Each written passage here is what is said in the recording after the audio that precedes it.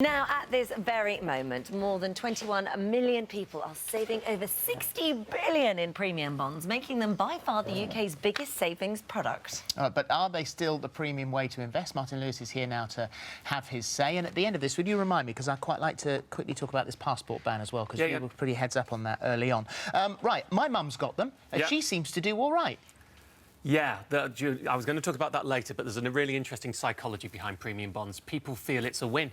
Yeah. Because, of course, what the premium bond is your savings are totally safe, you put your money away, but the interest you get is dictated by a prize draw. And every £1 you have in it is effectively a ticket that has an equal chance with every other £1 of winning in this prize draw. Now, what happens is, let's say your mum has £10,000 in there, and she wins £25 every few months. And she goes, I've won! I've won! I've won! And that seems really good. Well, hold on a second, because actually the premium bond prize rate is currently 1.35%. You would expect her to win at £25 every 3 months. But if she put the money in the top savings account that you can put 10 grand in, it pays 3%. She'd win 300 quid a year. She'd win £25 every month. But the psychology that I've won draws people away from thinking, I know it's less boring, but put your money elsewhere and you might win more. It is tax-free, like a winning. It is, and until the 6th of April this year, that was a big boom, because on other savings, when you save them away, you had tax taken off them. But from the 6th of April this year, we had the launch of the personal savings account. And what that means, personal savings allowance, rather. And what that means is everybody's savings are paid tax-free, and you only have to pay tax on them if you're a basic 20% rate taxpayer who earns over £1,000 of interest. That's an enormous amount. It's an enormous, you know, that's 50, 60 grand's worth of savings. You can only put 50 grand in premium bonds. A high-rate taxpayer who earns over £500 of interest, or a top-rate taxpayer that's over 150 grand, you don't get this at all. So for 95% of people now, all their savings are tax-free. So premium bonds' big former advantage, the interest was tax-free. But there's still, you're talking about the 25, but I mean, there are still bigger prizes to be won, aren't there? There are, but let's go into the real nub of this, which is what that prize rate is. So the prize rate is currently 1.35%. It's dropping to 1.25% in June, so it's dropped again. Now, if you were to think basically, if I put £100 in, the prize rate is 1.35%, I should win £1.35. That's how it works. But you can't win £1.35. The smallest prize is £25. So actually what happens is, for everybody with £100 in, 19 in 20 people win nothing, and 1 wins £25 and more.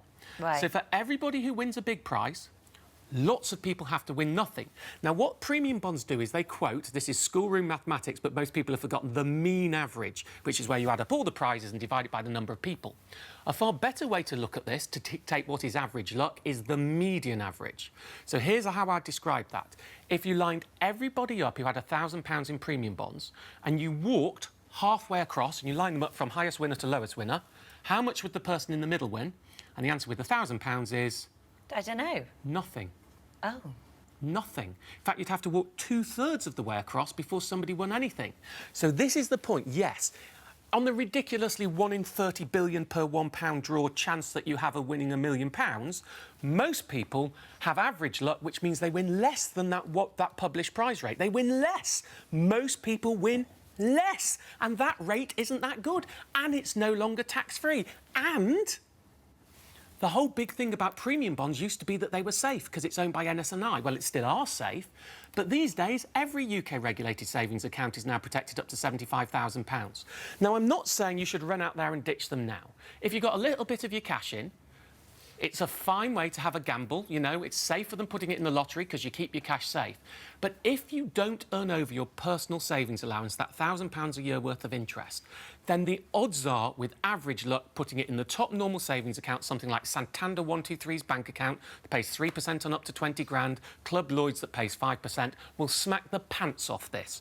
Only if you go over that personal savings allowance and you're a higher rate taxpayer do these start to become useful, because they don't count in your tax-free allowance. Well, Kim says I brought the maximum in September 2013 and I get a win most months. Of course she does.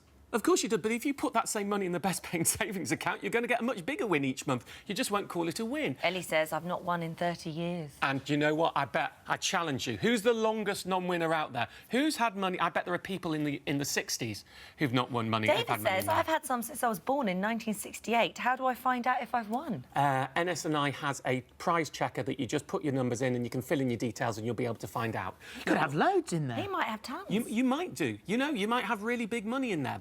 So what you have to understand I'm talking about, I'm doing this on a statistical analysis based on average luck. Now, there will always be people out there who have better than average luck. So what I'm saying is, on average luck, for most people who don't earn over £1,000 interest a year in other savings, these aren't a good bet. OK. If you do, they are a good bet. But you might decide, do you know what? The dream of having average luck is good. But one other thing, in most forms of investing, there's a thing called a risk premium. Says if there's a risk involved, you earn less. In premium bonds, for some reason, there's a risk involved and people are prepared to take less because there's a risk involved. It's really weird psychology because people love them. And it's also a traditional thing that's embedded It in is. us. We'll buy you premium I've written bonds. much more on the website. Go and read it in detail. I'm not totally anti them, but go and read for who it's suitable Because for. grandparents buy them for their grandkids and things. They don't do indeed, yes, bought and you they some sit there premium since 1968, winning absolutely nothing in many cases. And with inflation, if you win we nothing, don't know your money's yet. actually shrinking. David hasn't found I out. guarantee Multi-millionaire. there's someone out there who's had them longer than 1968 and has won nothing. I guarantee I want to it. know if you've won big. Have you won Yes. big? Yeah, that's fair.